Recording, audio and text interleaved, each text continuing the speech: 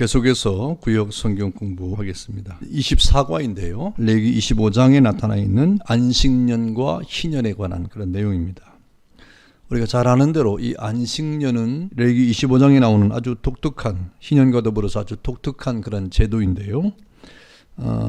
이 당시가 이제 농사를 짓는 그러한 사회였기 때문에 6년 동안 농사를 짓고 7년째 되는 때는 농사를 짓지 말고 쉬게 되는 이러한 제도가 이제 안식년이죠.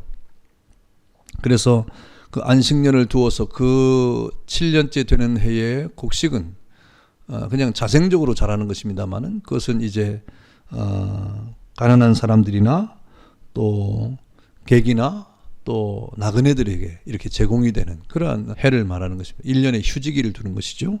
그리고 안식년이 7번 있고 난 다음에 50년째 되는 해를 또 우리는 희년이라고 부르습니다. 안식년의 안식년. 그래서 희년이라고 이렇게 부르게 되었는데요. 이때는 엄청난 자유와 해방의 때를 맞이합니다. 그래서 모든 것이 다 제자리로 돌아가는, 리셋이 되는 그런 해가 되는 것인데, 이런 안식년과 희년의 규례가 무엇인가, 왜 주신 것인가 하는 것을 좀 알아보도록 하겠습니다. 그래서 첫 번째는 안식년의 규례인데, 레위기 25장 1절에서 5절에 있는 말씀인데요. 제7년에는 땅으로 안식하게 하라 그랬습니다. 안식년은 안식일의 연장선에 있는 것인데, 그러니까 우리가 7째 날을 안식했잖아요. 그래 안식일을 지켰고, 그 다음에 안식일을 지킨 다음에 또 우리가 또 6년이 지난 다음에 7년째들을 안식년으로 지키고, 그 안식년이 이제 7회 지나가고 그 다음 해가 되는 그런 해를 우리가 또 희년으로 이렇게 지키게 된 것이죠. 그래서 이 언약 백성들이 이 안식일을 통해서 충분히 쉼을 얻을 수 있도록 배려해 주신 좋은 제도인 것입니다. 이것이 이제 6년 동안 일을 하고 7년째는 쉬라고 하신 이런 것도 땅의 안식을 또 말하는 것이고, 땅의 안식을 하면 그 당시가 농사를 짓는 그런 사회였기 때문에 사람도 또 쉬게 되는 것이죠. 그래서 온 만물이 쉼을 얻는 그런 때가 되는 것입니다. 그래서 7년째 땅으로 안식하게 하라 그렇게 말했고요. 두 번째는 안식년에 나타나는 그 소출, 이것은 자연적으로 일어나는 것이죠. 심지 않았기 때문에 휴지기인 논밭에 이제 자생적으로 크는 그러한 소출에 대해서는 그 당시에 이제 이 소작하는 사람, 소작을 준 사람들, 그 다음에 가난한 사람들, 그 다음에 나그네, 또 뭐 과부나 고아, 또 가축, 심지어는 들짐승에게까지 공급하라 그랬습니다. 그래서 이것은 땅을 가지고 있는 사람이나 땅을 가지고 있지 않는 사람에게 다 좋은 그런 제도였죠. 왜냐하면 땅이 없어도 안식년에는 자유롭게 그 땅에 들어가서 마음껏 그 열매를 따먹을 수 있었기 때문에 그렇습니다. 그래서 이것은 비단 이런 어떤 농사에 관계하지 않아도 모든 열매에 다 해당이 되는 것이죠. 그다음에 세 번째는 안식년에는 모든 빚진 자가 탕감을 받도록 하라 그랬습니다. 신명기 15장 2절에 보니까, 그래서 이 안식년을 여호와의 면제년 그랬습니다. 모든 것이 면제가 되는 면제년 이렇게 부르기도 했죠. 빚진 사람들에게는 빚이 청산되는 해가 된 것입니다. 그래서 이날을 손꼽아 기다리기도 했죠. 어떤 면에서는 도덕적 해이가 있을 수 있으나 손꼽아 기다리는 그런 사람이 있었고, 또 반면에 어떤 사람들은 이 안식년이 가까우면 돈을 안 꿔주는 그런 또 비겁한 사람도 생겨났습니다. 약사빠른 것이죠. 그러나 성경은 우리에게 기본적으로 말하는 것이 무엇입니까? 그런 양심으로서는 우리가 참된 하나님의 백성이 될 수 없다는 것이죠. 그래서 늘 우리가 그런 악한 마음을 품지 말고 궁핍한 형제를 돌아보도록 하나님이 하신 겁니다. 그래서 이 안식년에는 모든 빚진 자가 탕감받도록 하는 그런 제도가 된 것이고요. 그 다음에 또 안식년에는 어떤 일이 있었냐면 말씀의 잔치를 하라 그랬습니다. 신명기 31장 9절과 13절에 보니까 안식년에 이런 말씀의 잔치를 하는데 언제 하냐면 초막절에. 초막절은 이제 이스라엘 백성이 전부 다 이제 이 장막을 치는, 초막으로 집을 짓고 저 들에 나가서 이렇게 일주일 동안 이스라엘 백성들이 광야를 지날 때 하나님께서 그들을 인도했던 이런 것을 기념해서 온 가족이 광야에서의 그 삶을 재현하는 그런 날이거든요. 그런 초막절에는 온 가족이 둘러 앉아서 이렇게 하나님의 인도하심을 이렇게 전달하는 그런 교육의 시간이기도 했습니다. 그런데 그날 전 이스라엘 백성에게 율법 전체를 낭독하고 가르쳐서 하나님의 말씀을 풍성하게 배우는 해가 되게 하라 그랬습니다. 그래서 초막절에 하나님 말씀을 낭독하고 그것을 가르쳐주는 그런 날로 정한 것이죠. 그래서 7년째마다 안식년에 이런 일이 벌어졌으니까 7년마다 이스라엘 백성은 전체 이스라엘 백성의 영적인 수련회가 되는 거죠. 영적인 수련회를 이렇게 하게 된 겁니다. 우리 교회는 이제 2년마다 한 번씩 전교인 수련회를 하고 있는데 우리 작년에 못했죠. 작년에 우리 코로나 때문에 못하고 올해도 이제 기회가 없고 이거 빨리 종식이 돼야 우리가 수련회도 하고 야유회도 하고 또 우리가 성경 공부도 하고 이렇게 하게 될 것 같습니다. 많이 기도해 주시고 어쨌든 이 안식일 이제 7년마다 돌아오는 6년 다음에 7년마다 돌아오는 이런 안식일을 통해서 땅도 쉬고 사람도 쉬는 겁니다. 그 다음에 땅도 쉴 뿐 아니라 그 안식년에 이런 자연 발생적으로 일어나는 이런 소출은 나그네들이나 가난한 사람들이나 또 가축이나 심지어는 들짐승에게까지도 그들 내어주는 그런 자비의 해가 되는 것이고 또 안식년에는 모든 빛이 탕감되는 면제가 되는 그런 해가 되는 것이죠. 그래서 그런 면제를 한다고 할 때 우리가 선한 양심을 가지고 서로 이렇게 돌아보는 그런 은혜가 있어야 된다고 말했습니다. 그 다음에 이 안식년은 전체 모든 이스라엘 백성들이 다 말씀의 잔치에 참여하는 복된 해가 될 것이다. 그런 우리 이 안식년은 얼마나 이스라엘 백성들에게 귀한 날인지 모릅니다. 그래서 이 안식년을 지키라 그랬어요. 그런데 이렇게 오늘 이렇게 레위기에 이렇게 말씀을 하고 신명기도 말을 해놨는데 이스라엘 백성이 가나안 땅에 들어가면서 사실상 광야 40년 동안은 농사를 하지 않았으니까 안식년이 필요 없죠. 그리고 애굽에서도 그게 없었죠. 근데 가나안 땅에 들어가면서 안식년을 지켜야 되는 거예요. 가나안 땅에 들어가면서. 그런데 가나안 땅에 들어가 보니 이스라엘 백성들은 이렇게 하나님 말씀과 율법대로 살아야 되는데 가나안 땅에 살고 있는 이런 사람들이 그들은 안식년이 없잖아요. 그러니까 매년 심고 거두는 것을 계속 반복하다 보니까 이스라엘 백성들이 그 따라하는 겁니다. 그래서 결국 이스라엘 백성이 저 가나안 땅에 들어가서 안식년을 한 번도 지키지 않았어요. 희년도 한 번도 지키지 않았어요. 하나님은 분명히 그렇게 말씀하셨는데 그래서 하나님께서 이스라엘 백성들에게 가나안 땅에 들어가면 모든 민족을 다 내쫓아라. 하나님이 그 땅을 너에게 주었다. 그러니 너희는 그 땅을 하나님의 말씀대로 살아갈 땅으로 여겨라 그랬습니다. 그러니까 그 가나안 땅을 하나님의 말씀대로 정결하게 하고 거룩하게 하고 하나님 말씀대로 그 땅 위에 살아가는 것이 이스라엘 백성들에게 얼마나 중요한지 모릅니다. 근데 가나안 땅에 들어가서 한 번도 안식년을 안 지켰어요. 희년도 안 지켰어요. 여러분 나중에 어떻게 됩니까? 이스라엘 백성들이 이제 왕정 시대를 겪으면서 마지막에 북쪽은 아수르에게 남쪽은 저 바벨론에게 멸망을 당해가지고 이렇게 북쪽 이스라엘은 이제 저들과 혼혈 민족이 되어서 나중에 사마리아인으로 남고 남쪽에는 포로로 끌려가지 않습니까? 그래서 포로에 가서 몇 년 동안 있습니까? 70년 동안 있어요.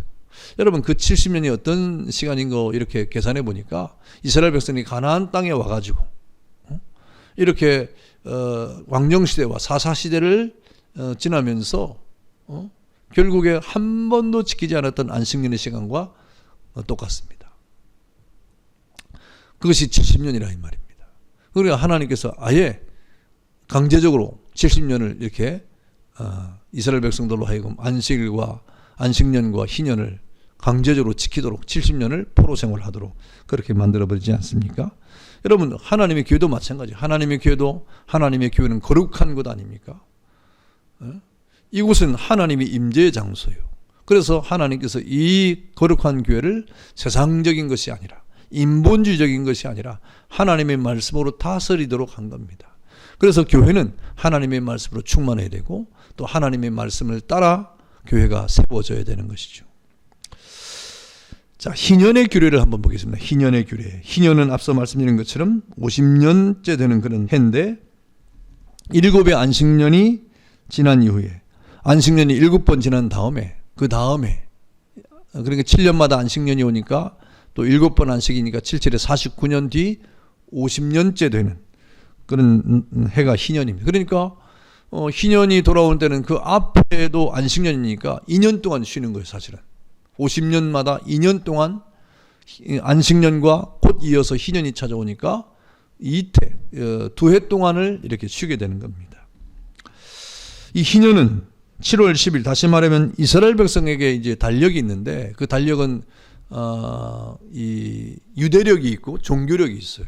유대력은 이제 니산월 이라고 해서 이렇게 유대식으로 돌아가는 그런 달력이 있고, 또 하나는 종교력이 있습니다. 종교력. 그래서 종교력이라고 하는 것은 이제 3월과 4월이 종교적으로 이제 유월절이 되는 것이고, 그 다음에 요즘으로 말하면 7월과 8월 이때가 이제 속죄일이 되는 것이고, 그 10월 달쯤 되면 장막절이 되고 이렇게 되는 것입니다. 그런데 종교력으로는 그렇고, 유대력으로는 7월이 이제 새해예요. 우리는 음력 1월 1일이 새해라고 말하잖아요. 근데 유대력으로는 7월 1일이 7월 달이 새해가 됩니다. 새해를 맞이하면서 이제 대속죄일이 펼쳐지고, 나팔을 불면서 이제 속죄일을 지키게 됩니다. 그게 나팔절이에요. 그러면서 자유를 공포하고, 레위기 25장 10절에 보니까 제50년을 거룩하게 하여 전국의 모든 민족에게 거민에게 자유를 공포하라. 이에는 너희에게 희년이니 그랬습니다.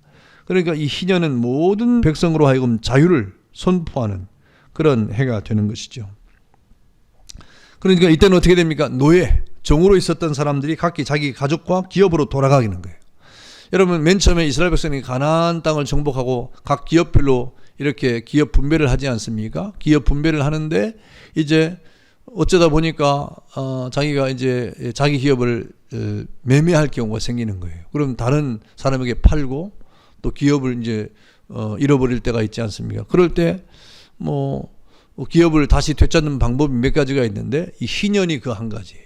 그래서 이 희년이 되면 모든 종들은 각자 이제 자기 가족에게로 돌아가고, 그리고 자기 기업도 역시 땅도 각 주인에게 다시 돌아가는 그러한 해가 되는 것입니다. 그러면서 레위기 25장 39절과 43절에는 뭐라고 말했냐면, 동족끼리는 노예로 삼지 말아라 그랬습니다. 동족끼리는. 그래서 이 형제가 가난해서 어떤 이스라엘 백성끼리 어떤 형제가 가난하게 됐다고 할 때, 그가 종으로 팔려 할지라도 그를 종으로 두지 말고, 종으로 대우하지 말고 그냥 그 가정에 품꾼이나 아니면 나그네로 두어라 이 말입니다. 품꾼으로 나그네로 두어라 그랬습니다. 그래서 희년이 되면 본 가족으로 돌아가도록 자유를 줘야 된다. 그런 품꾼으로 있었던 사람, 이 나그네로 있었던 사람을 다시 가족으로 돌려보내야 된다 그랬습니다. 그래서 저들이 본 가족으로 돌아가서 자기 기업을 회복하는. 그래서 이 희년이 되면 모든 이스라엘 백성이 각자 집으로, 그리고 각 기업을 각자 소유한 대로 다시 돌리는 그러한 시간이 되는 것입니다. 가난한 사람을 왜 노예로 삼지 말라고 그러냐면, 다 같이 하나님의 백성이기 때문에 그래요. 지금도 마찬가지입니다. 여러분, 이 땅의 신분과 여러 가지 형편과 여러 가지 물질적 이 다수에 의해서 누가 누구를 지배하는 그런 세상을 만들면 안 된다고 하는 것입니다. 특별히 하나님의 백성들에게는 그러면 안 되죠. 예. 그리고 레위기 25장 35절부터 37절에 보니까 형제가 가난하게 돼서 쌀을 구워주면 그 쌀에 대해서 이자를 받지 말아라 그랬습니다. 그는 한 형제이기 때문이다. 하나님 앞에서 함께 구원을 받았고 또 하나님을 아버지로 모시는 한 형제이기 때문이다. 그래서 하나님 안에 있는 사람은 형제고 자매이기 때문에 이렇게 우리가 어떤 것을 구워주고 이자를 받는 그런 일은 하지 않으면 된다는 겁니다. 물론 우리가 돈을 구워줄 수는 있어요. 그러나 그것으로 이자를 받으면서 그렇게 우리가 고리를 취하는 것은 합당치 않다고 말씀을 하고 있습니다.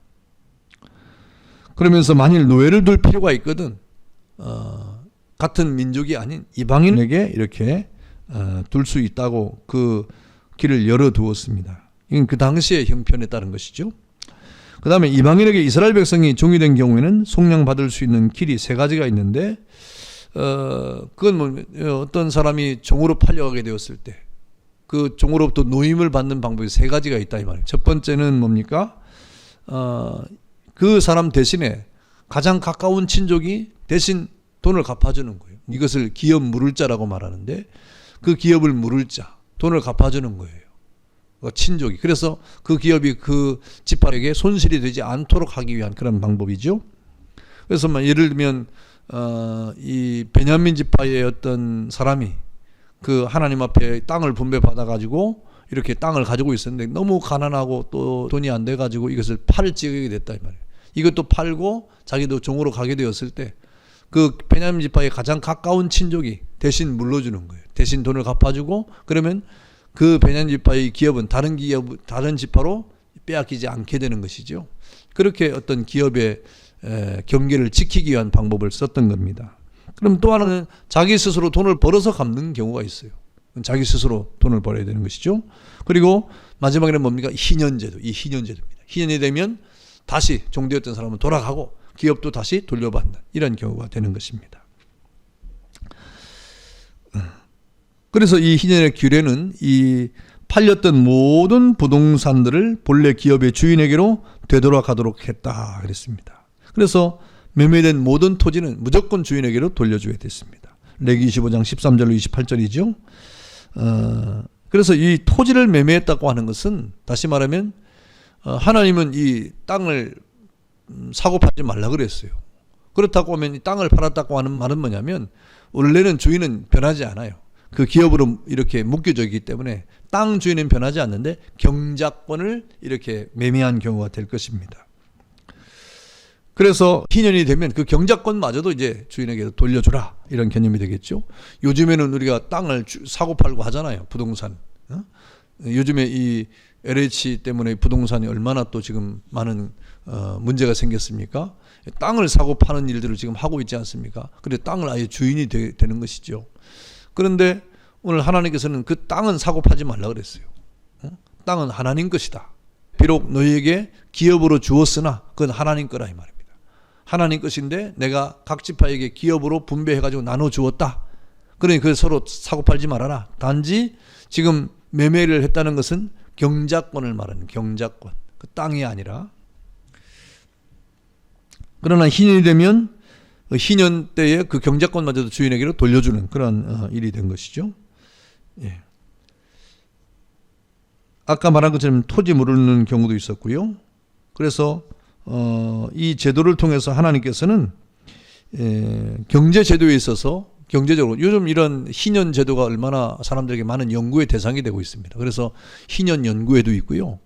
또 희년이라고 하는 이 땅에 대한 그런 이 레위기나 신명기 이런 규례나 이런 법적인 것들을 검토하면서 이렇게 많은 연구가 되고 있는데 조지 헨리라고 하는 사람이 제일 유명합니다. 그래서 그걸 통해서 모든 나라가 토지에 대한 개념을 가지고 가고 있는데, 그래서 우리나라도 토지 공개념 제도를 또 이렇게 받아들이기도 했고, 또 앞으로는 이것이 어떻게 또 발전될지 모르지만 땅에 대한 개념들을 이렇게 새롭게 지금 생각하는 그런 시대가 됐습니다. 성경은 땅은 하나님 것이다. 사고 파지 말아라 그랬어요. 그리고 경작권은 이렇게 주고받을 수 있다 이렇게 되어 있는데, 오늘 희년 때는 그것마저도 주인에게 돌려줘야 된다 그랬습니다.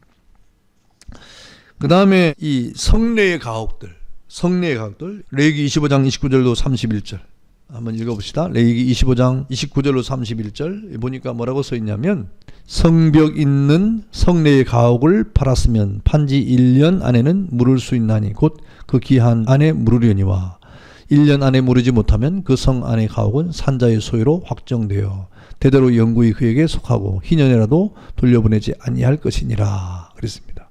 성 안에 있는 그런 어떤 집에 대해서, 가옥에 대해서는 마찬가지입니다. 땅이 아닌 가옥에 대해서, 땅 위에 세워진 가옥에 대해서는 어떻게 되느냐? 이것은 1년 내에 물릴 수 있어요. 1년 내에. 그러니까 기업 물을 자를 통해서 물을 수가 있어요. 1년이 지나면 그런 것도 안 되고 그냥 산자의 소유가 된다. 그러니까 땅은 사고 팔 수 없으나 땅 위에 짓는 집은 사고 팔 수 있는 것으로 이렇게 되어 있습니다.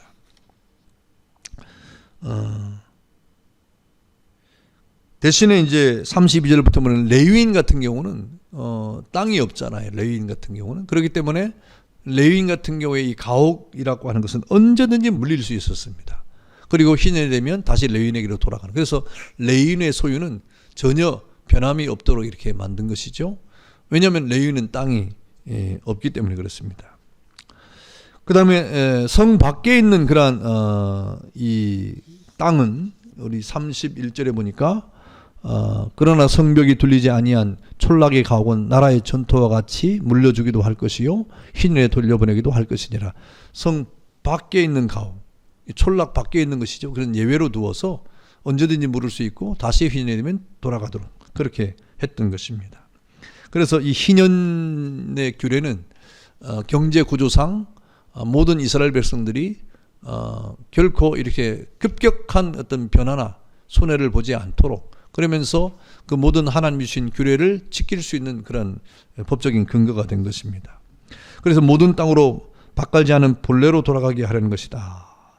그러니까 레위기 25장 10절에 보니까 뭐라고 이렇게 했습니까? 너희 50년째 해를 거룩하게 하여 그 땅에 있는 모든 주민을 위하여 자유를 공포하라. 이 해는 너희에게 희년이니 너희는 각각 자기의 소유지로 돌아가며 각각 자기의 가족에게로 돌아갈지며 그랬습니다. 그러니까 본래로 돌아가게, 본래로 돌아가기 위한 그런 규례다 그랬습니다. 그러나 모든 소산이 풍부하였던 에덴 동산처럼 사실상 본래로 돌아가는, 처음에 밭갈지 않는 상태로 돌려보내는, 그런 원형으로 돌려보내는 그런 제도가 희년 제도입니다. 그래서 안식년이나 희년에도 땅이 쉬었고 그 2년 동안 휴지기를 가지니까 안식년에 1년 또 희년에 1년 휴지기를 가지니까 얼마나 땅이 건강하겠습니까? 또 비옥해졌겠습니까? 그래서 자연적으로 생산되는 열매가 굉장히 많은 것이죠. 그래서 그것은 주인이 취하는 것이 아니라 뭐 나그네도 먹고 또 가난한 사람들, 또 가축들, 또 들짐승들, 뭐 이런 모든 사람에게 골고루 혜택이 돌아가도록 그렇게 했다는 것입니다. 그러니까 이 안식년이나 희년 제도가 사람도 살릴 뿐 아니라 자연도 살리고 또 모든 생명도 살리는, 아주 어찌 보면 모든 것이 합력하여 선을 이루게 하는 그런 놀라운 제도가 바로 안식년과 희년의 제도인 것입니다. 예, 그래서 오늘 안식년과 희년의 규례에 대한 것을 잠시 알아봤고요. 다음 주에는 이 안식년과 희년을 왜 주셨느냐 하는 그 이유에 대해서 공부하도록 하겠습니다. 감사합니다. 자, 내용 연구 보겠습니다. 안식년의 규례에 대한 다음 설명 중 틀린 것은 그랬습니다. 자, 1번 제7년에는 땅으로 안식하게 하라고 하였다. 예, 맞죠? 자, 2번 안식년의 소출 자연 발생적으로 일어나는 것입니다. 그것은 종과 품꾼, 나그네, 가난한 자, 가축, 심지어 들짐승에게까지 공급하라고 하였다. 예, 맞습니다. 3번 안식년이라고 해서 모든 빚진 자가 탕감을 받는 것은 아니었다. 다 탕감 받는 것이죠. 예. 그래서 3번이 틀린 것이 되겠고요. 4번은 뭘까요? 안식년에는 말씀의 잔치를 벌이라고 했다. 예, 그랬습니다. 그래서 답은 3번이 되겠습니다. 자, 그 다음에 2번 희년의 규례에 대한 다음 설명 중 틀린 것은, 이번에도 틀린 것을 고르는 것인데요. 1번 7 안식년이 지난 후 그 이듬해가 희년이 된다고 하였다. 예, 맞죠? 7 안식년이 지나면 49년이고 그 다음에가 50년이니까 희년이 되는 것입니다. 2번 노예, 종들은 각기 자기 가족과 기업으로 돌아가게 해야 했다. 예, 맞습니다. 자, 3번 동족끼리는 노예로 취급하지 말아야 한다. 예, 왜 그러냐면 다 하나님의 백성이고 또 같은 형제와 자매이기 때문에 그렇습니다. 4번 이방인에게 이스라엘 백성이 종유된 경우에는 속량 받을 길이 없었다. 그랬습니다. 이방인에게 이스라엘 백성이 종유된 경우에는 속량 받을 길이 없었나요? 그렇지 않죠. 자, 5번 레위인의 가옥은 언제든지 물릴 수 있으나 물리지 못했을 때는 희년이 오면 자동적으로 본 주인에게로 돌아올 수 있었다. 그래서 4번이 답이 되겠죠.